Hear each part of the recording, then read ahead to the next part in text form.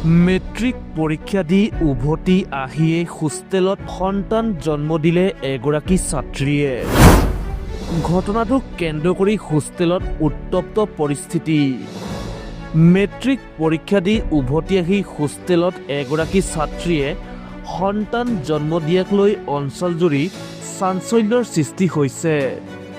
বিদ্যালয়ৰ হোষ্টেলত বাস কৰা এগৰাকী ছাত্ৰীয়ে মেট্ৰিক পৰীক্ষা দি উভতি আহি হোষ্টেলত জন্ম দিয়ে এটি সন্তান। এই ঘটনাই এতিয়া চাৰিওফালে চাঞ্চল্যৰ সৃষ্টি কৰা দেখিবলৈ পোৱা গৈছে। এই ঘটনাটো উৰিষ্যাৰ মালগিৰি জিলাৰ এখন আৱাসিক বিদ্যালয়ত 10ম শ্ৰেণীৰ এগৰাকী ছাত্ৰীয়ে জন্ম দিয়ে এটি সন্তান।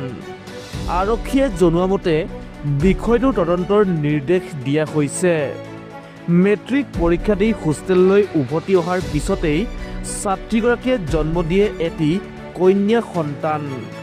ঘটনাটোৰ বিষয়ে বৰ্তমান আৰক্ষীয়ে তদন্ত কৰিছে যদিও সংবাদ মাধ্যমৰ আগত বিশেষ একো উল্লেখ কৰা নাই।